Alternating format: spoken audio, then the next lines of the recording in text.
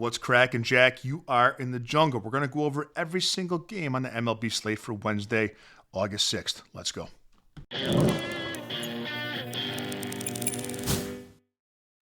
What's poppin'? Welcome back to the show. And if you're joining us for the first time, welcome to the jungle. We're going to cover every single game on the MLB slate for Wednesday, August 6th in this video. If you want more content like this from me, let me know in the comments section of this video. Of course, I'll still put out my videos every single day with my favorite 3 bets of the day. So look for that video to drop late Wednesday morning. Hey, if you'd like to become a Jungle member, a little bit of business here, you can do that by going to silverbackjungle.com or texting free trial to the number on your screen. You get my full betting card sent to your phone every single morning, access to our members-only Discord, and a direct line to me if you'd like me to opine on any other bet that you are considering placing. We have a free weekly trial. Take it for a test spin and see if it's for you. Let's get right to it. First game, we're looking at Baltimore at Philadelphia. Trevor Rogers and Ranger Suarez are the listed starters. Now, Trevor Rogers of the Orioles is in great form. ERA of 1.44 and a whip of 0.75. Ranger Suarez, of course, is a good pitcher. We know that, but not in his best form. 13 earned runs allowed in his last 4 starts. Baltimore can mash. They can slug with Philly. But Philly has a huge bullpen advantage here, so let's take the bullpens out of it and look at the Orioles' first 5 money line. Game number 2, Giants at Pittsburgh, Robbie Ray versus Andrew Heaney. Now, massive starting pitching and bullpen advantage here going to San Francisco. Pittsburgh, they've been very hot. They've won 7 of their last 10 games. And although I don't like San Francisco's offense in its current form, I think that they should be able to get to Heaney, who has an ERA close to 5 in the season. I take San Francisco money line in this game, or I look at Robbie Ray's over strikeout props. Game number 3, we're looking at Cleveland at the New York Mets. Listed starters Gavin Williams and David Peterson. Now, both starters are in really good form. Both starters have allowed just 3 earned runs each in their last 3 starts. Cleveland has scored 90 runs since the All-Star break, and they're batting .264 as a team. The Mets have been cold, only scoring 72 runs since the All-Star break, batting .227 as a team. And Cleveland has a better bullpen. I like the Guardians here with the 1.5 runs. Take Cleveland on the run line. Game number 4, we got the Minnesota Twins at the Detroit Tigers. No official starter for Minnesota. Tigers going with, Jackie Flaherty, wouldn't you know it? Jackie, goddammit, put down the matches. You're going to burn the house down. So we got Flaherty going for the Tigers. You're not going to find value with the Tigers' money line here, and I wouldn't take the Twins. Probably be a bullpen game for the Twins. And one thing I don't do is I don't lay 1.5 runs with a home team in Major League Baseball, because if the team's up, you're going to get 8 at-bats as opposed to the away team's 9.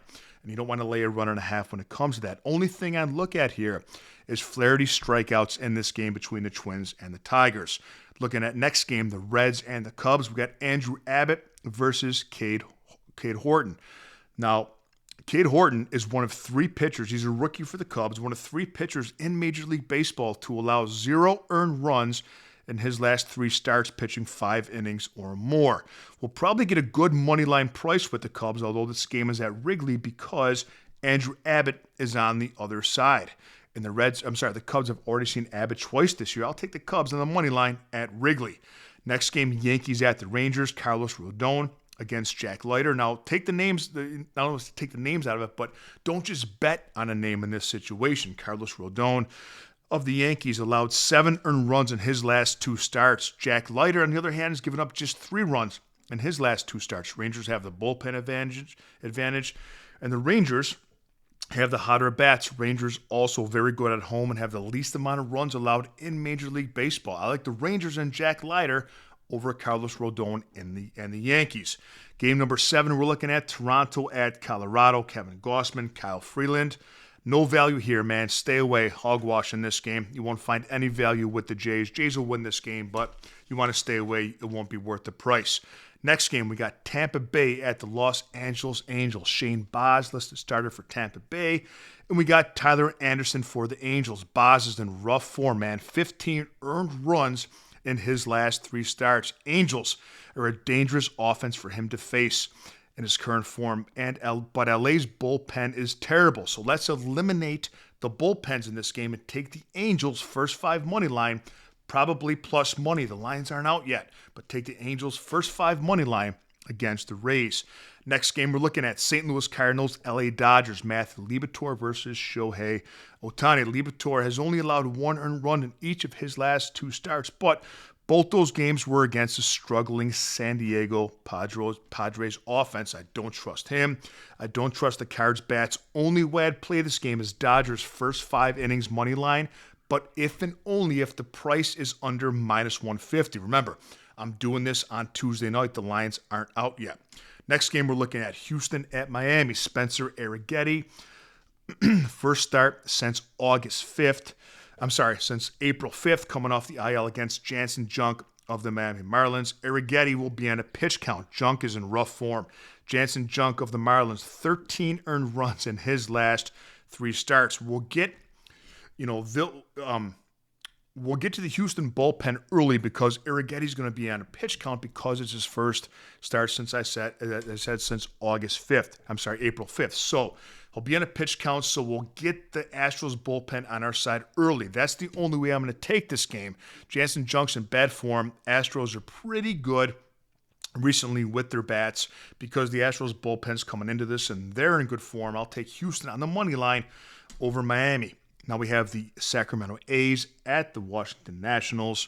We have Jeffrey Springs for the A's and an undecided starter right now for the Nationals. So let's take, both these teams have terrible bullpens. Let's take the bullpens out of it. Let's take the pitch. In fact, let's take the pitching out of it. Jeffrey Springs and whomever the Nationals are starting.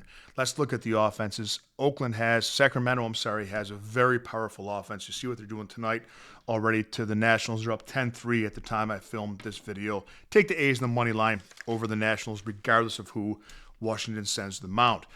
Next game, interesting one. We have Kansas City at Boston. We have Michael Wacha versus Dustin May, who's been traded to Boston from the Dodgers. Wacha has allowed just 1 earned run in 4 consecutive starts. Dusty May is not the best pitching option. In fact, he struggled with control all season long.